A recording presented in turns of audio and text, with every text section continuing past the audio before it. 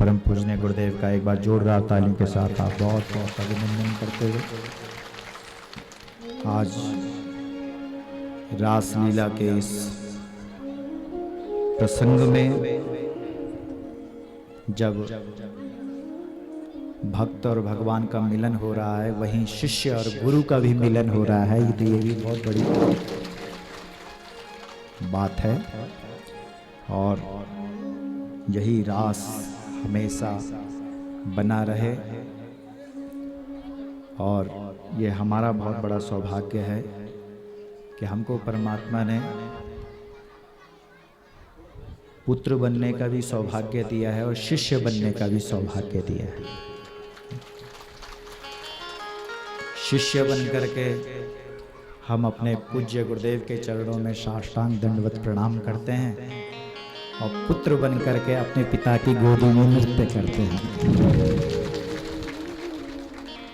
जैसे एक छोटा सा बच्चा अपने पिता की गोद में बैठ करके पूरे देश और दुनिया के लोगों से आंख मिला करके बात कर सकता है,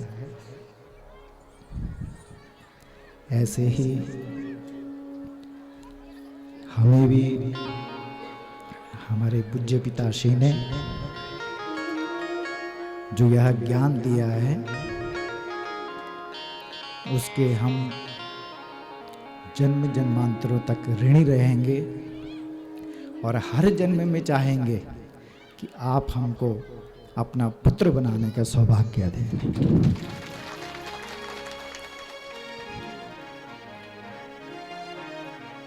तो भगवान जगन्नाथ के इस प्रांगण में हम गुरुदेव से यह प्रार्थना करते हैं कि जिस प्रकार से एक नई ब्याई हुई गौ अपने बछड़े के लिए तड़पती है, तरसती है, इसी प्रकार से हमारे हृदय में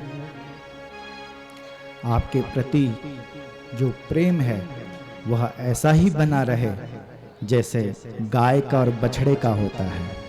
या हमेशा हम यही चाहते हैं और आपके चरणों में माथा झुका करके अपनी वाणी को यहीं पर विराम देते हैं। बोलिए सद्गुरुदेव भगवान की जय। मां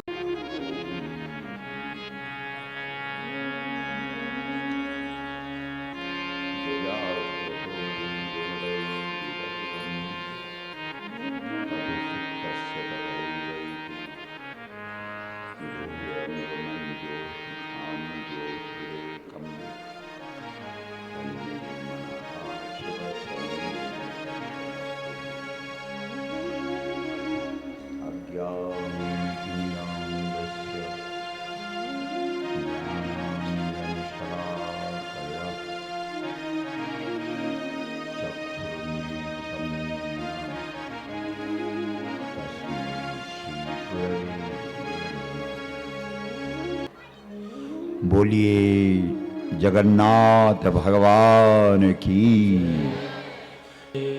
मां।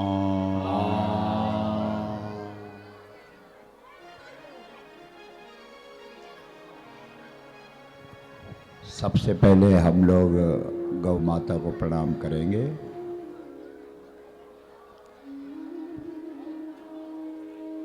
परम आराध्य परब्रह्म परमेश्वर भगवान जगन्नाथ श्री कृष्ण नारायण विष्णु विश्वंभर जगत नियंता अनेक नामों से जो पूजित है, ऐसे भगवान को हम प्रणाम करते हैं। दिव्य श्रीमद् भागवत परमहंस संहिता परम पूज्य संतवृंद, पूज्य विप्रवृंद, सम्मानित इस कथा आयोजन में लगे हुए जो जगन्नाथ मंदिर समिति, सभी गांव जिनके ये इष्ट हैं और सभी हमारे यहाँ पर जो बाहर से आए हुए लोग अतिथि हैं, मातृशक्ति हैं, भाई लोग हैं,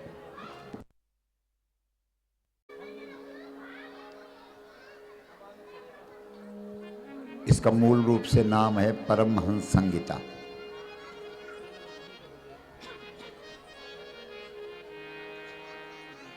सच्ची बात यह है कि ये व्यक्ति को परमहंस बनाती है, ये जो संहिता है, ये जो भागवत की कथा है,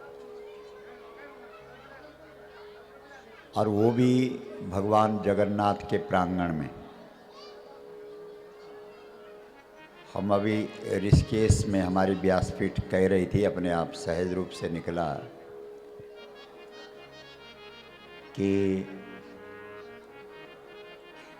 भगवान जगन्नाथ उड़ीसा में आए तो वहाँ इतनी भीड़ है, इतना जन समुदाय, वहाँ जगह ही नहीं मिलती,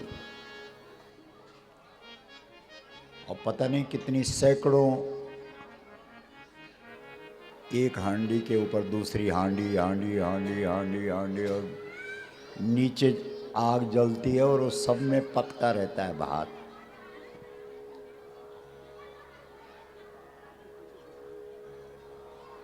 और अथाह मुझे लगता है कि जगन्नाथ रथ यात्रा में जितने लोग जुड़ते हैं उतना किसी और यात्रा में नहीं जुड़ते।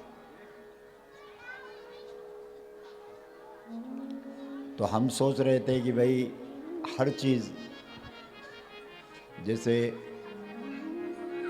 पूर्व काशी है तो हमारी उत्तर काशी, सौम्य काशी, जो महत्व पूर्व काशी का है उससे भी अधिक महत्व यह हमारा सौम्य काशी का, उत्तर काशी का। उसी प्रकार से जो महिमा उड़ीसा के जगन्नाथ भगवान की है, वही महिमा उससे भी अधिक, क्योंकि ये तो तपोभूमि है।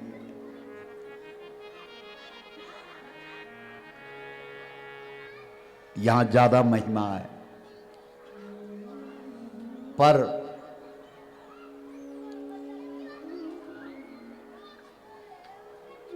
हमारी धरती भक्ति ज्यादा नहीं है, यहाँ भाव की अधिकता नहीं है। नहीं तो जगन्नाथ में नंबर ही नहीं मिलता है दर्शन करने का। हम लोग गए कई बार, अवसर दिया भगवान ने, तो हम ऐसे ही एक दृष्टांत देते रहते हैं कि भाई गांधी अच्छा हुआ जो गुजरात पैदा हो गया, अगर उत्तराखंड में पैदा होता कोई नहीं जानता। क्यों? हम लोग थोड़ा, आप एक पहाड़ पर खड़ा हुआ तो दूसरा पहाड़ देखे नहीं दिखा। लेकिन आज 20 नवंबर 2023 को इस देश के जो सर्वोच्च धर्म गुरु हैं, चारों पीठों के शंकराचार्य, उन्होंने उद्घोष कर दिया कि इस भारत की माता गौ माता है और गौ माता इस राष्ट्र की माता है। अब बोला, सोचो मैं तुम्हारो सबसे बड़ो धर्म गुरु को शंकराचार्य, वैसे बड़ो कोई गुरु नहीं। अतंता चकालो जन बरसरी तुम, अब छोड़ा ज्यादा के बोल, पर हमारो धर्म सबसे बड़ो धर्म गुरु क्या? शंकराचार्य। और कहते हमारा शंकराचार्य चार पीठ, और चारों ने एक साथ बोली कि ये बात सही है, इस देश की गौ माता। अब बोलो, इसका मतलब है अगर हमारी बात होती है, हमने बोला होता तो कोई मानता? शास्त्र सिद्ध थी, शास्त्र में था इसलिए चारों शंकराचार्य जिनके कोई बराबरी नहीं कर सकता। बोलो, जैसे ईसाइयों का पोप होता है, मुसलमानों का भी कोई होता होगा, इसी प्रकार से हमारे जो हैं, जो सर्वोच्च धर्मगुरु हैं वो शंकराचार्य हैं। और 4 पीठ हैं। आदि शंकराचार्य जी ने 4 पीठों का निर्माण किया है। और ये चारों पीठों ने पहली बार किसी मुद्दे में एक साथ बोला कि इस देश की गौ माता राष्ट्रमाता है। तो बोलो कितनी बड़ी बात। और आज पूरे देश के अंदर गौ माता, राष्ट्रमाता, गौ माता, राष्ट्रमाता चलना। सवाल यूं भी उठनो कि जब राम मंदिर को वो भूमि पूजन हुए तो वक्त जो पंडित जी थे, जो पूजा थे करोड़ों, गंगाधर पाठक, वे गंगाधर पाठक जी ने मांग रखी थे वह दिन प्रधानमंत्री जी से, जब दक्षिणा की बात आई। क्योंकि हमारे यहाँ यज्ञ की पत्नी को नो दक्षिणा, कोई यज्ञ या नहीं होंदू, जय मां दक्षिणा नहीं होती। जब दक्षिणा की बात आई तो गंगाधर पाठक जी ने बोली कि प्रधानमंत्री जी, दक्षिणा अगर आप देना चाहता तो दक्षिणा या कि ये देश के अंदर गौ हत्या बंद हुई चाहिए और गायनी मां को सम्मान मिलिए चाहिए। बताओ, दक्षिणा आज दिन ही नहीं और यज्ञ शुरू होगी। बोलो, बिना गौ प्रतिष्ठा को कई मंदिर को, कई प्रतिमा की प्रतिष्ठा हो सकती? हाथ खड़ा कर बोला, यख भी भगवान जगन्नाथ की प्रतिष्ठा हुए तो बिना गव्य की वही प्रतिष्ठा। कोई भी प्रतिष्ठा जगत में होती है बिना गव्य के प्रतिष्ठा नहीं। हमारा देव डोलिया यक विराजमान, प्रणाम भारी बार बार पूछा देव तू नहीं, तुम तो और चीज पूछता। मेरे बेटे की नौकरी कदी लगली, मेरी बेटी को ब्याह कदी होलू, मेरू मकान अधूरू रही कदी बनोलू। अरे कभी यूं भी पूछा कि ये देश का अंदर अगर प्रतिमाओं ने प्रतिष्ठा देनी, मूर्ति ने प्रतिष्ठा देनी, मंदिरों ने प्रतिष्ठा देनी, हे देव डोलियो, यू तो बताओ कि उसी पहली कई प्रतिष्ठा बहुत जरूरी, और संपूर्ण जगत को प्रतिष्ठा मिलेगी तब जब गौ माता को प्रतिष्ठा मिलेगी। अच्छा ही नहीं। अरे गोरु ये बाजार पुनः घूमना और भारी लगा गोरु की छुए। जब बाजार गोरु घूमना तब तो गोरु की छुई हुए शुरू, न्यून बाजार घूमना तब क्या जरूरत है? बोलो, चेन्नई मद्रास में एक गोरु सड़क मुंह पड़ी और तखन अमुक ते फोन के गाय वाला महाराज, हम बोले ठेकेदार लो हम, अरे प्रचारक हम तो गौ माता का।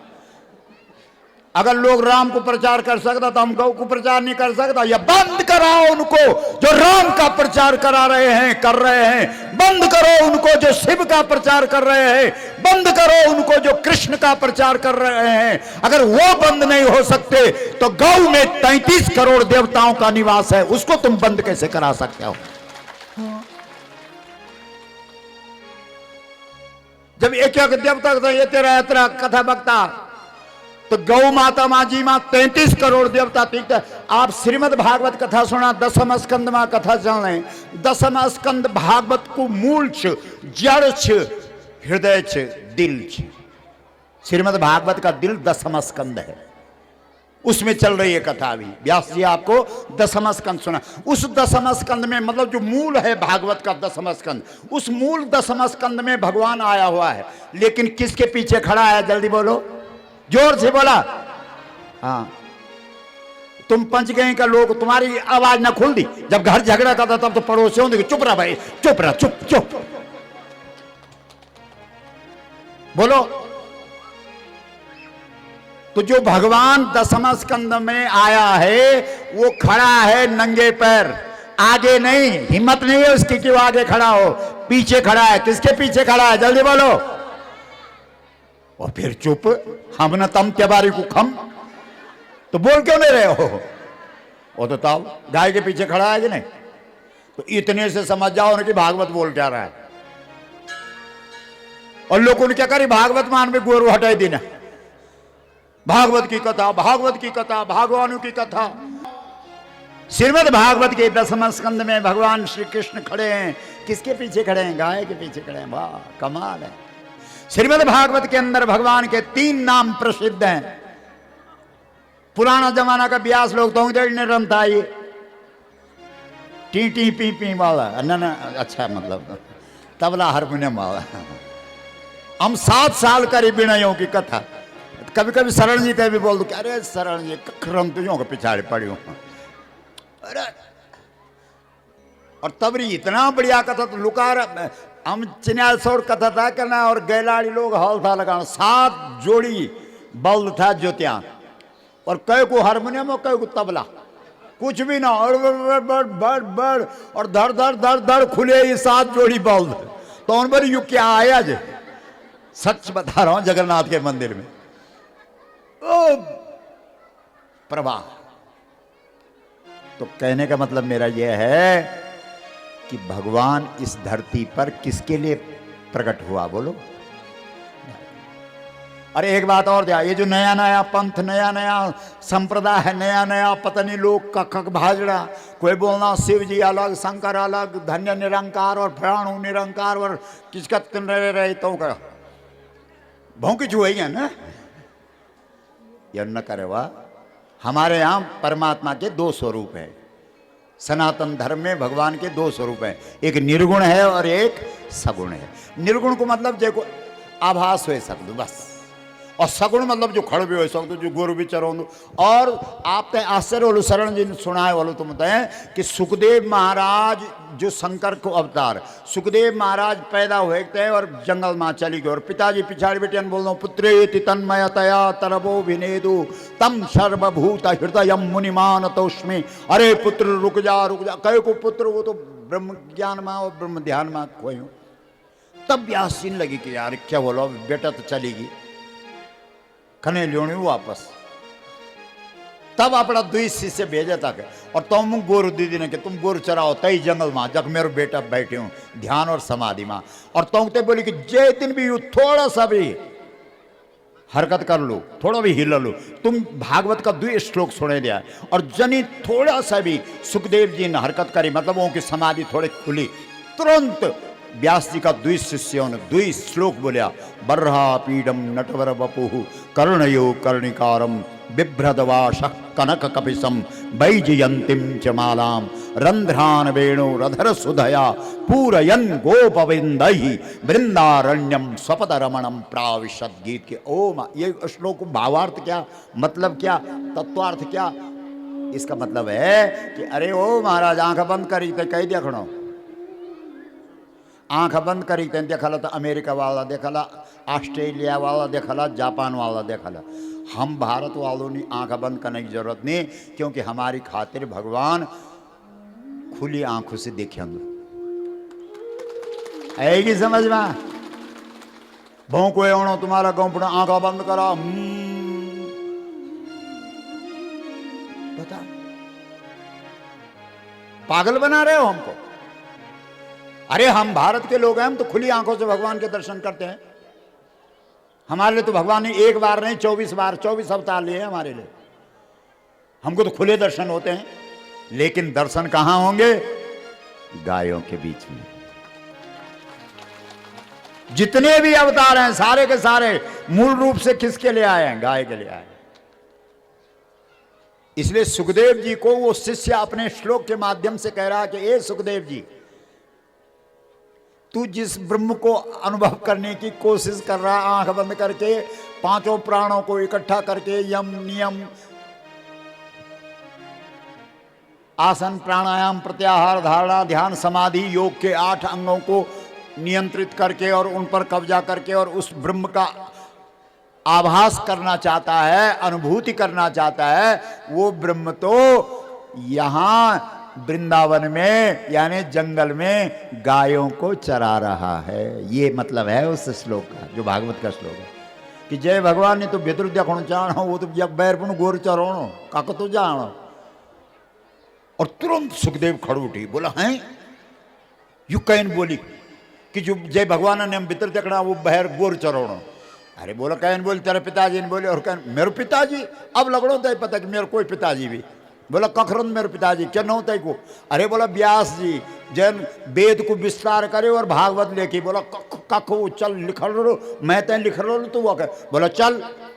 और अगाड़ी अगाड़ी व्यासी को शिष्य और पिछाड़े पिछाड़े सुखदेव बोला यो तेरो पिताजी। तैन जय तैन दंडवत करी प्रणाम करी बोला पिताजी जय ब्रह्मणी मैं भीतर देखने की कोशिश तो करना हूँ, लेकिन बहुत कई कल्प बीत जाना फिर भी वही की अनुभूति न होनी, क्योंकि ज्ञान पंथ कृपाण कई धारा परत खगेश न लावें बारा। बहुत कठिन छ वे ब्रह्म को निर्गुण निराकार ब्रह्म की अनुभूति बहुत कठिन छ, लेकिन वे ब्रह्मणी आपको भागवत बोलना कि वो गुरु चरणों क्या यह बात सच्ची? बोला हाँ बेटा। बोला कितना श्लोक लिखा आपका? ये 12वां। बोला 18,000 श्लोक लिखा। बोला क्या आप मैंने अधिकारी समझदा, क्या आप वो बातों नहीं मैं नहीं बता सकता? व्यास जी ने कहा बेटा अरे तेरी खातिर तो मैंने यह श्लोक लिखा, क्योंकि शंकर जी की स्तुति करी मैंने, शंकर जी की आराधना करे रे बेटा तू स्वयं शिव छे और मेरी भक्ति से शिव तेरा रूप में प्रकट हुए। और मैं चाहूँ कि भागवत का जो 18,000 श्लोक जय माँ भगवान को सगुण ब्रह्म की उपासना की बात से और गुरु चरणों की लीला से 3 लीला ने मैं तो इन्हें सुनाना चाहूँ। बोलो गौ माता की जय। हनुमान जी जग की जगह मिले कमूंगे बैठ जाओ। यत्र यत्र रघुनाथ कीर्तनम तत्र तत्र कृत मस्तकांजलिम बाष्प बारी परिपूर्ण लोचनम मारुतिम नमत राक्षांतकम। जखी जगह मिल तक बैठ जाओ। जब भी तुम्हारा जीवन में कोई रस आएगी, हाँ यार रस आएगी, आहा रस आएगी, समझो तुम्हारे जीवन की रास लीला हो गई है। जो रस तो कहते पता रास, रस शब्द से बढ़ रास, रस से रास बनता है। तो इसलिए आप लोग बहुत भाग्यशाली हैं, श्रीमद् भागवत की कथा सुन रहे हैं। और हम तो शरण जी को व्यास जी को यही बोलते रहते हैं कि दुनिया सुनो तैनी करनी कथा है ना। मरी गया बतेरा लोग जो दुनिया सुनाए सुनाए तो मरी गए, पर एक मन की ठीक नहीं हुए। जगन्नाथ सिंह यही प्रार्थना करनी कि हे भगवान हम जब भी कथा गाओ अपनी खातिर गाओ। हमने जीवन में जब जब ईमानदारी से कथा गाई, क्योंकि बेईमानी भी हो गई कभी कभी, अहंकार हो गए बाबा मैं भी कथा गाऊँ, तब गड़बड़ हो गई। लेकिन जब ईमानदारी से कथा गाई होगी तो इसलिए गाई हे भगवान मेरो अंतःकरण शुद्ध कर दी, मेरो हृदय पवित्र कर दी और मैंने वही रस की अनुभूति कर दी। तुलसीदास जी लग दो स्वांत सुखाय तुलसी रघुनाथ गाथा, रघुनाथ गाथा। रघुनाथ माने जगन्नाथ। हे जगन्नाथ मैं अपना अंतःकरण की पवित्रता की खातिर तेरी कथा गा, मेरो अंतःकरण पवित्र कर दे। कामादि दोष रहितम कुरुमान संचार, मेरा हृदय में काम नहीं रहो, क्रोध नहीं रहो, लोभ नहीं रहो, ईर्ष्या नहीं रहो, घमंड नहीं रहो, ये नहीं कृपा। और मैं लग रहा ये जगह जो ये चीज पर मोहर लगे सके, वे स्थान यही दिव्यता